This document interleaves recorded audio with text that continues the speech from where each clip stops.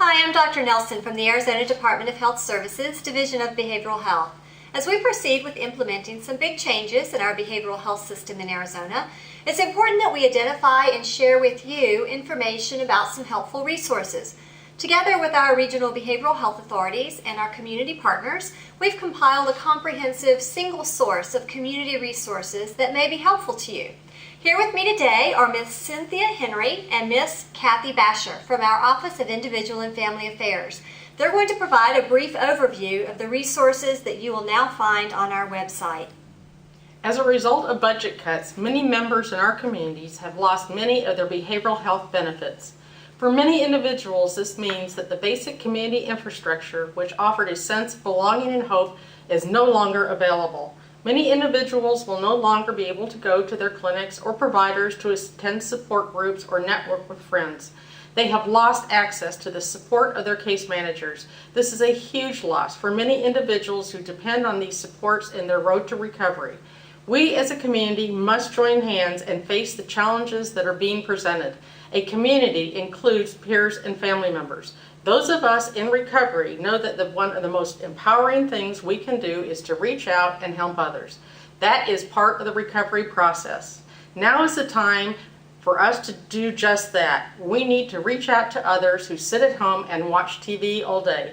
We can call them on the phone, offer to join them for coffee, and just be a much needed friend.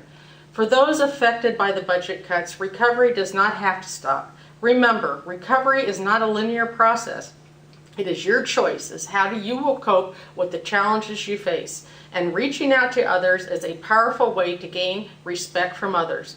You are not alone. We as a community must identify resources and ensure that our most vulnerable citizens are offered the opportunity to recover. As a community, we know that networking is very powerful and we need to maintain that resource.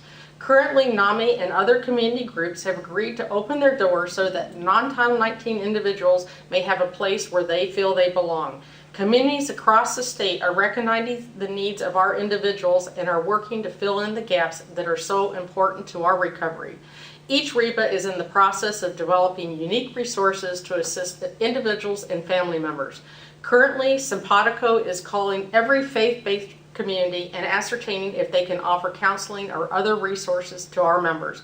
Magellan and Narva are in the process of hosting resource fairs so that members may personally meet and talk with community programs. CPSA has developed county-wide resource guides to help individuals access counseling, support groups, prescription drug benefits, and crisis services. These guides will be updated continuously.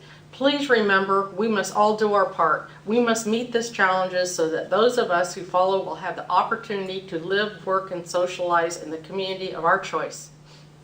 Being familiar with the resources within your community is very important. Resource organizations provide a variety of assistance and supports to people living and working in the community, as well as the opportunity for community members to volunteer their time and skills and to make financial donations when possible. We encourage you to explore the resources in your community for assistance that you may need and for ways that you can help. To get started, we suggest that you contact in person or by phone or via internet the following organizations. First, the REBAs and TREBAs. The REBAs and TREBAs have a wealth of resource information on their websites, including links to a variety of community resources available to people in the regions they serve.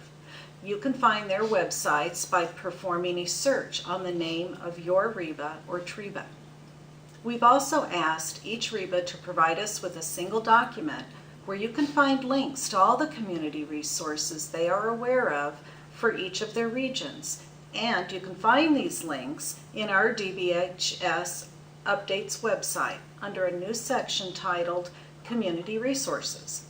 There is also an organization called Community Information and Referral, which contains the largest database of community resources in Arizona. It's very easy to search online by county, city, or by your specific need. By going online to Arizona Self-Help, You can find out if you or your family is eligible for up to 31 different health and human services programs, like Access, food stamps, housing, utility expenses, Head Start, or employment services. The applications for these 31 programs can be filled out on the website as well. For mental health information and local support groups, we suggest you contact or search online for NAMI Arizona, Mental Health America of Arizona, and Depression and Bipolar Support Alliance of Arizona. Lastly, you can also find a great deal of health and behavioral health information, including sliding fee scale providers, on the Arizona Department of Health Services website. All of the links mentioned in this video and a few more will be posted at our updates website, so stay tuned. We hope you've found this information to be helpful. Thank you.